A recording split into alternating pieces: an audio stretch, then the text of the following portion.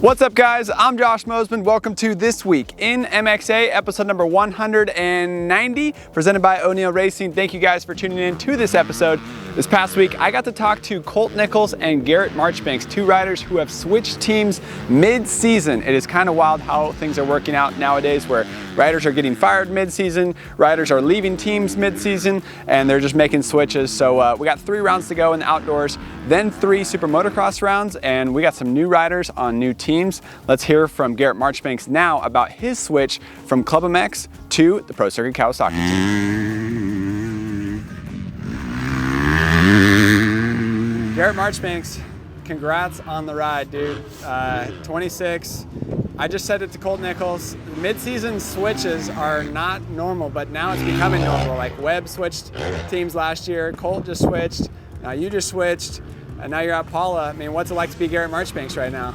It's definitely been a while, a few weeks. I got released on Tuesday. I don't know what day it was, 2 weeks ago, I think, now. And I had my buddy fly out, helped me pack all my things. We went home, and there was not much of a plan at the moment. My plan was to go get a bass boat with my buddy and just enjoy the summer on the lake. But the day we're actually going to go trade it in, Mitch called me and was like, hey, get ready for Monday. We're going to start testing with you and get ready for Unadilla. So I heard and packed my things and headed on out to California. That's crazy. You already had the ride with Mitch for 2025, but then it just worked out to where you were able to get that kind of like a fill-in spot, I guess, for the rest of the year, or how's that work? Yeah, it's basically a fill-in spot. They're helping me to travel and certain things like that. But for now, I'm just going to take this as a learning curve for next year to get used to the bike, learn some things, build the speed and the endurance. And I'm just blessed though. I'm grateful for Mitch and the whole Cowie team to pick me up, even though they didn't have to, with only 3 rounds to go on outdoors. So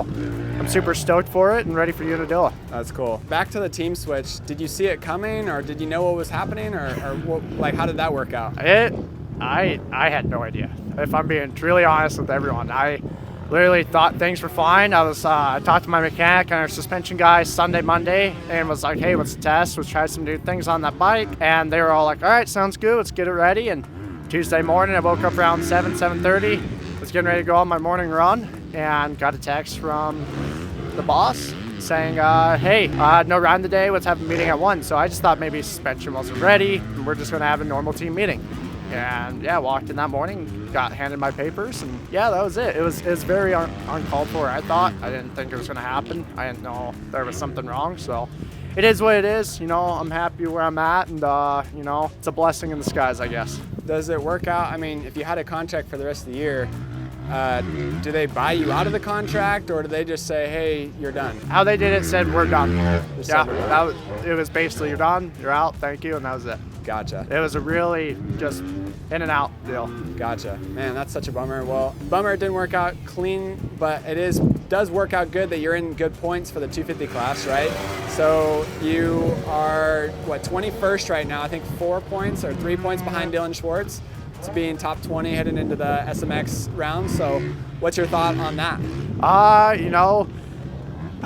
This coming weekend, just to be top 10, get some good points, learn the bike. Obviously, I want to be way better than 10th, but I think for me, I haven't raced the 250 in quite some time. It's been about 2 full years of racing a competitive lights class in outdoors. So my goal is obviously to get into the SMX and hopefully crush some top 5s out through the rest of the year.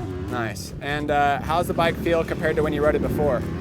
The bike's amazing. They've obviously 4 years is a long time, but the bike feels super comfortable. I mean, feel like by lap 2 or 3, I was already back at home. Feel like the bike I gelled with it. The motor's super fast. Nice.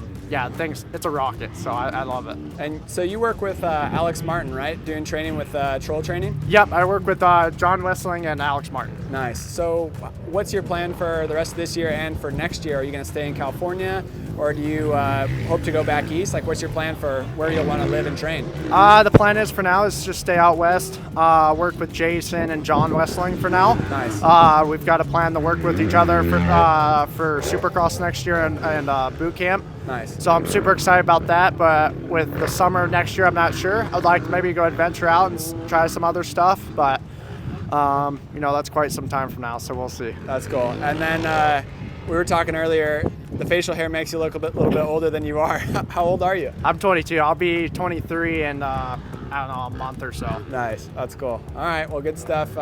Welcome back to the West Coast. Welcome back to Pro Circuit Kawasaki. Excited to have you. And I guess last question, what have your thoughts been about the 250 class, like watching everybody up until this point? Is it weird to drop back down after you've been racing the 450 all the way through Redbud, and then now you're jumping back into the 250 class? So what's your thought process, and like what have you observed from watching those guys? It's definitely different. Obviously, racing the 450 class, we I don't know if it's like a respect thing, but we're not like crazy aggressive with each other. You know, if we're faster, we'll kind of just move over, or we'll make an aggressive pass here and there. But I don't know. I feel like we respect each other a lot more with the lights class. Some of the kids just don't understand that, and they just kind of send it into it. And you're like, whoa, chill out, buddy. But because you know he's going to be farther back at the end of the motor, right? Yeah. But no, the lights class, so watching this year, those top 5 guys are fast. They're pretty quick. So you're definitely going to have to be a top 5, top 7 starter to run up front with those guys if you want to have any chance at the podium. Nice. All right, and last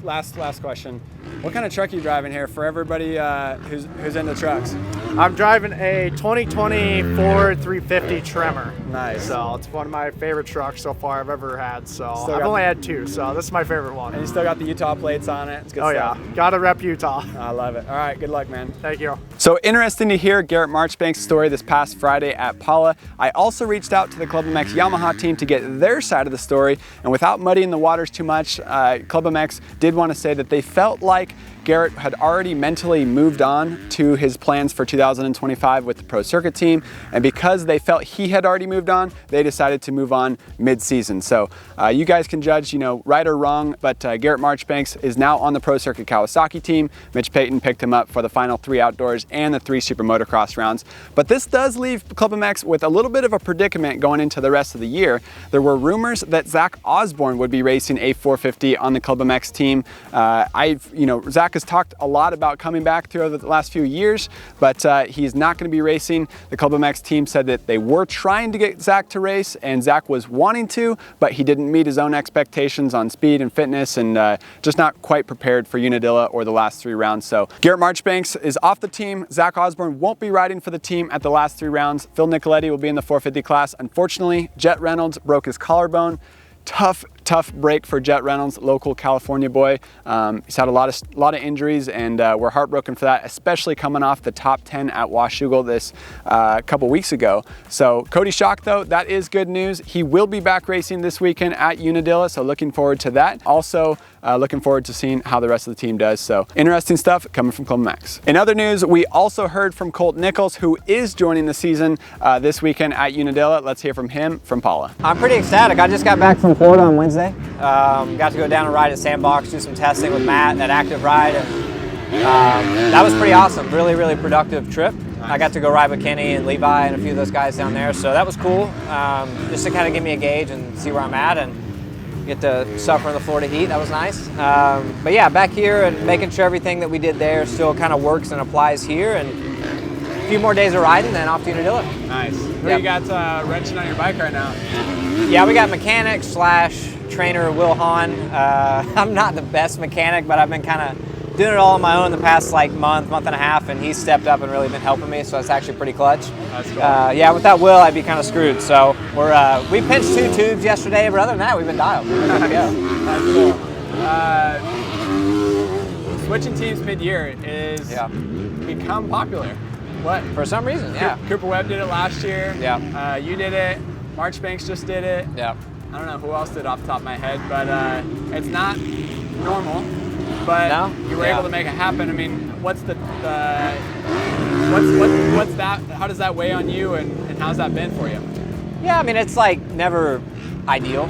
Like I'm a traditionalist in a lot of ways. I like to see things through, and it just wasn't an ideal situation really. But like I said in previous interviews, like the Beta deal, it was a mutually thing. They wanted to go a different direction, so did I, and we decided to split. And luckily these guys gave me an opportunity, which was great for 2024. I mean, normally, like I said, you'd be kind of just sitting here idle until 25, and luckily they're kind of trying to figure some things out to make some room for me. So really just lucky that they were able to do that, and we get to go race in a few weeks, so I'm excited. I'm looking at all this as just a big bonus for 25, you know, just kind of get us a little more prepared and a little more situated before Anaheim 1 rolls around. So, like I said, kind of a weird situation, but I'm grateful that I'm in the position I'm in and get to be on this team and ride this bike. I'm ecstatic.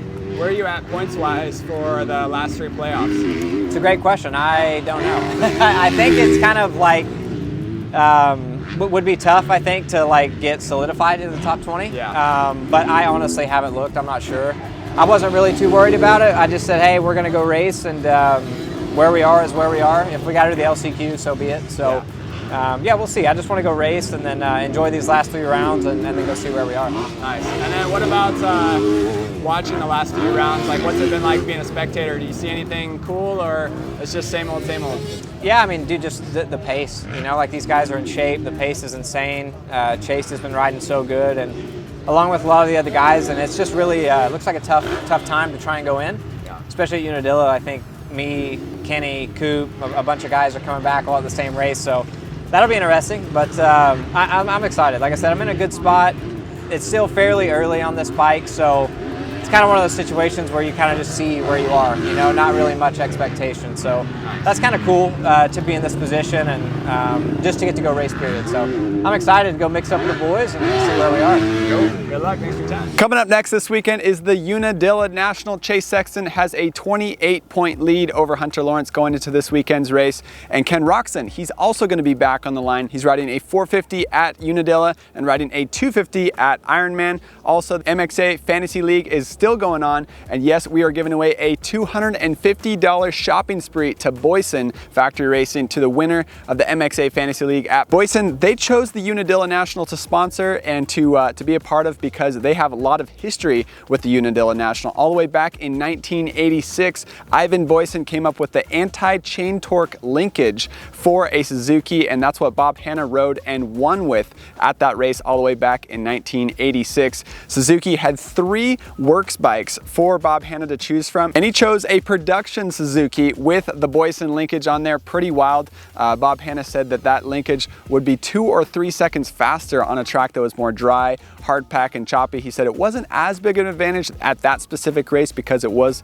a little bit loamier at that time, but still, Unadilla National has a lot of history with Boyson, and Boyson has a lot of history coming up with awesome products over the years. So thank you to Boyson for sponsoring this weekend's MXA Fantasy League app. Make sure you guys get signed up to play. It's free to download, free to play, and you guys can win a pretty awesome prize. And of course, this past Saturday, the MXA Wrecking Crew was out in full force racing here at Glen Helen. I wasn't racing, but my wife and I selling bread and cookies again, and Brian Medeiros actually won on our Honda 450, the 2025 model, a true MXA test rider. Didn't even ride practice on the bike. He just rode practice on his Husky, jumped on the Honda, and went out and went 2-1 in the motos and put on some awesome battles. So let's head to Glen Helen again and hear from Brian. It was the Mosman sourdough bread right after the first moto, the jalapeno one, so it kind of lights a fire under you. And then once that settles, I went for the Jack's seasoned fries. The trick is you don't eat all of them. Yeah. Heavy on the barbecue sauce, and then half a Coca-Cola. Nice. Now you enjoy the rest of the half.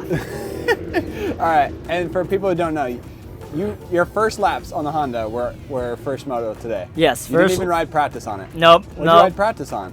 I rode practice on my Husky 250. And then what was why'd you switch? Oh, I saw the Honda sitting there, and I'm like, you know what? This might be my perfect opportunity to ride the Honda all day while Dennis is on something else. So I was like, okay, I'm gonna take the Honda out.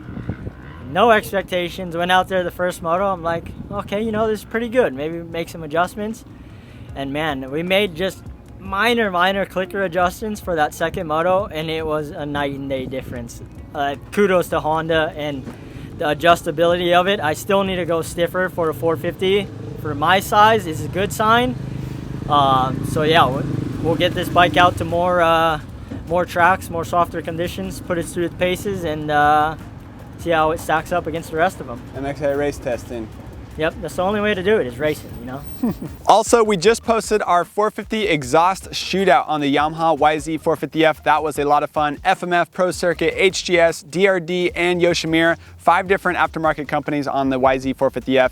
We also posted our KTM 250 SXF tested video, that 2025 model, and our Beta 450 living with video, our 2025 Kawasaki KX 450 tested video. Lots of videos coming out on our channel right now, so make sure you're subscribed to MXA. Thank you guys for watching. We'll see you in the next one. This week, this past week, and this weekend, next this weekend, 50 this weekend, this weekend, this weekend's race, this weekend, also this weekend, this weekend's this couple weeks ago, past weekend, this weekend, past week, this weekend, Your favorite word is this weekend. See me look up. I did. That's why I couldn't talk.